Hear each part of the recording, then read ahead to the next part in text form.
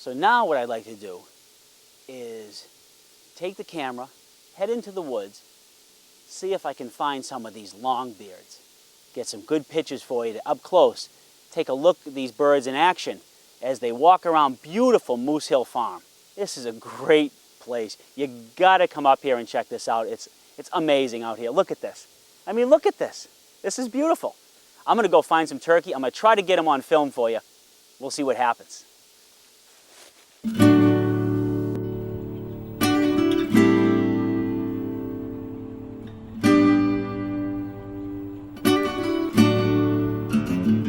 It is one thing to view a wild turkey from the comforts of your automobile or from your living room window watching them at the bird feeder. It is an entirely different and more challenging experience to get close to these creatures in their living room. Turkey have terrific eyesight and exceptional hearing abilities as a result of millions of years of evolution. They roost in the trees at nighttime, and from the moment they touch down in the morning, they are alert and ready to run from predators. And in the eyes of a hungry coyote, a wild turkey is a big score.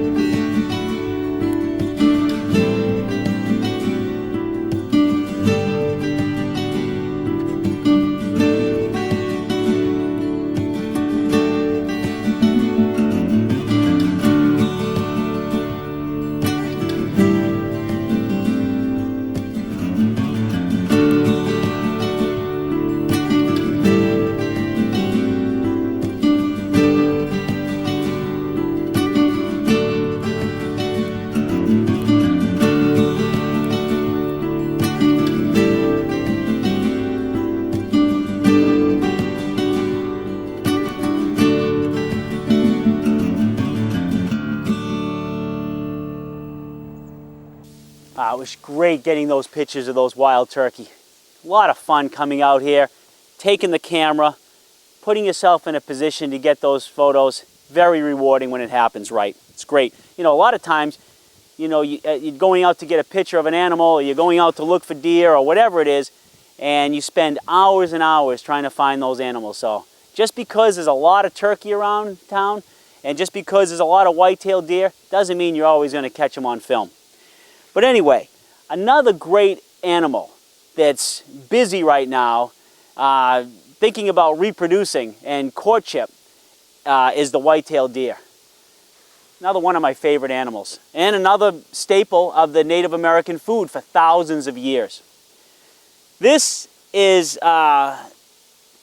what's called a rub that a local buck here at Moose Hill has decided to mark his territory, and he's using this tree as a signal to other males in the area that he's here, and he has a pretty good set of weapons on his head.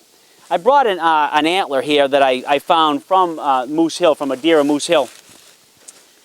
And what's interesting about the white-tailed deer, I've always been interested in antlers. It's tremendous. I mean, you have this bone growth that grows out of the head of the male deer.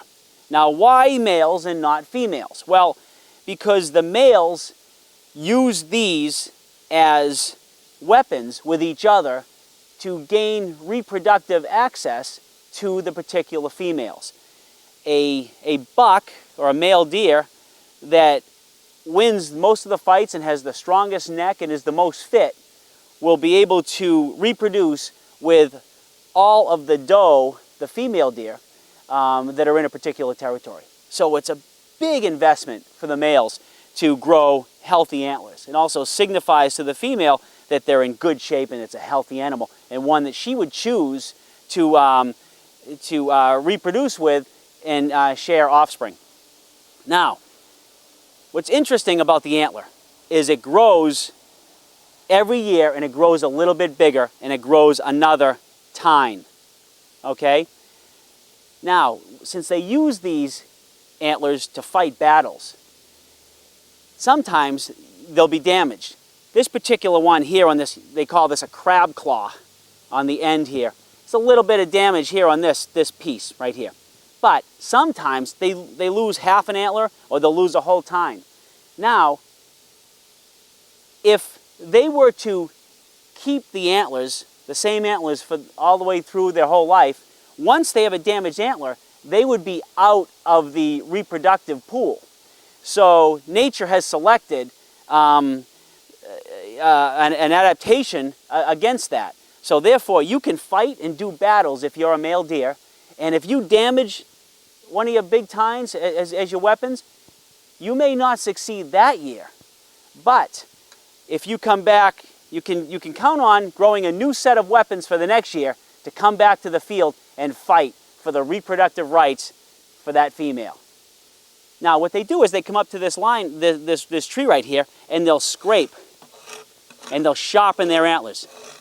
This is what they're doing. And you can see these marks right in here. That's when it kind of slips down and scrapes down into here.